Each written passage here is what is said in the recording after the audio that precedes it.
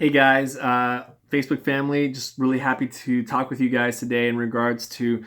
I have a lot of clients as a body code and emotion code practitioner out here in Las Vegas. A lot of clients that have problems with something in their past in regards to a relationship, at a certain time period of their life. And what's interesting is I always make a joke about it. I said, this guy keeps showing up a lot, or this female keeps showing up a lot.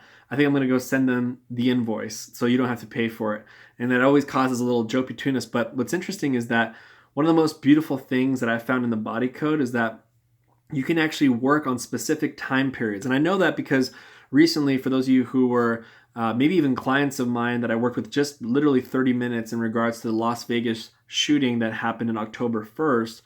I don't know if you guys were following Coding Alternative or myself on Facebook, but I was trying to offer free sessions for people that were inside that area, and they received a lot of peace with it because I removed these things called psychic traumas from their body. Now, what is a psychic trauma?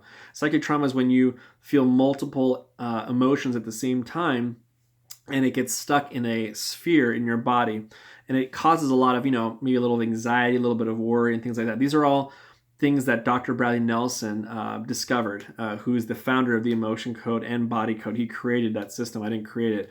But as a student of his and as being certified, I've noticed that there you can work on a certain period. So for example, if you said, I would like to have peace with this person or this relationship in my life, then I can muscle test you from a distance and say, okay, so how energetically aligned are you with having peace with that relationship?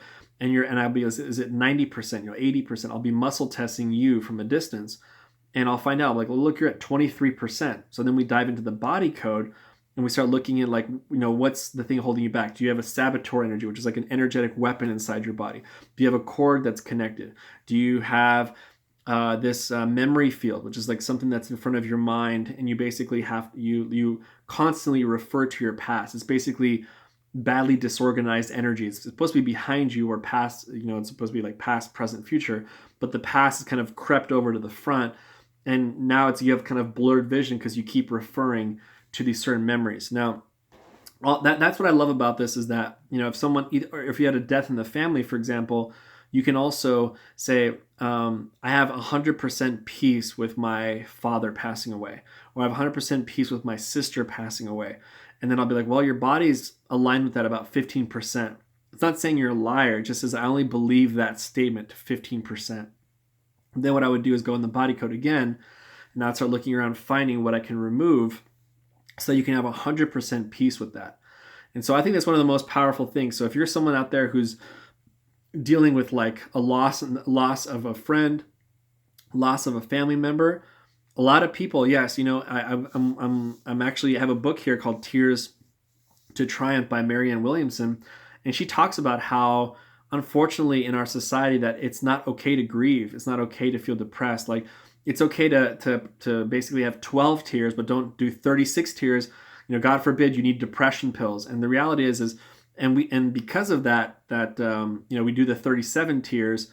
We easily lean to people that maybe even aren't professionals, and they say, maybe this pill will help you out. And then you start going down the pill trial or going down the big pharma trial when you don't really need to. It's actually very healthy to grieve. It's healthy to have sorrow. Not to stay in it for months and months and months, that's a different thing. Or if there's like some type of brain chemical imbalance, I get it. That's obviously, I speak with high reverence to anyone who's dealing with that. But for the most part, a lot of us are not diagnosed properly just because we feel sorrow longer, or we feel depressed longer. And so she was saying that it's okay to kind of sit in that, because that's when the greatest teacher will arrive, that will find the sweetness if we taste the sour. And so I do believe in that, but I also believe that energies need to be released from that time, that trauma that you're dealing with. Otherwise, you will have triggers. I just worked with a lady recently, and she told me she had PTSD when I worked with her. And when I first started working with her, and she told me, she's like, see, her anxiety is still up. It's pretty high, but her PTSD symptoms, it's like zero. It's not even there at all. There's nothing that triggers her the way it used to. And she said now is the biggest ordeal that she was dealing with, but we started working on her past, releasing certain emotions, working on her heart wall, and she was able to overcome that. And so it's kind of an exciting thing. Like, it's like, I think talk therapy is definitely dying down because people don't just want to talk about it. People just want to heal, and people love to talk about it to an extent, but then what happens is that now you're sitting back in the memory again. You're feeling the memory again. That's why during marriage counseling, for example, when two people come together and they start talking about their wounds, trapped emotions, and heart walls, they're talking about it, and the lady is trying to help them out. But at the end of the day, they go back and start fighting in the cars because they just opened up a bunch of wounds, massaged a bunch of trapped emotions, or massaged their heart wall, and now they're just at war. And so I think it's okay to acknowledge a moment, but I think you need to release the energy from it. And you can do that with the body code and the emotion code. So hopefully this inspires you. You probably know someone, you out there, know someone who is dealing with a loss of a loved one. We can help with that. They probably created a heart wall, which is like heart trauma. If you don't know what that is, go YouTube, what is the heart wall? You'll see a video of me talking about that. I might even post it below. And we're all dealing with that. We all have heart trauma. 93% of people have one, but there might be something even further, some other energies that are locked in your body in regards to that part. So you can have peace with someone who's passed away. You can have also peace with a very toxic relationship that you dealt with, and you think you're not bringing it to the next relationship, but I always say that the biggest mistress isn't another person, but your biggest mistress is your past coming into a new relationship. And so hopefully this inspires you to tag someone that you know, a friend that know that maybe you guys recently talked about, I'm having issues over this death of this family, or I'm having issues with getting over my past relationship after a very strenuous divorce that I had to go through. I'm ready for this new relationship, but I feel like I'm getting triggered in this new relationship. I'm telling you, it has to do with emotional energies that are stuck inside the body.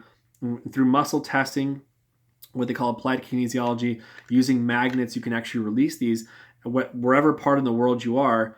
And I think that should bring comfort and joy to whoever you're tagging on here. So hopefully you appreciate this message. I love the fact that in the body code, you can work on specific things, specific people, specific moments, and you can actually achieve peace through releasing energy. So with that, this is Emmanuel. I always end my videos saying this, that the world has a false notion where I'll take care of you if you take care of me. But we all know here on Facebook that if we take care of ourselves, then we can authentically take care of others. And as we take care of ourselves, then we can change our home, we can change the city, we can change the world. So with that, hopefully you guys enjoyed this message, and we'll be talking soon. Take care. Bye-bye.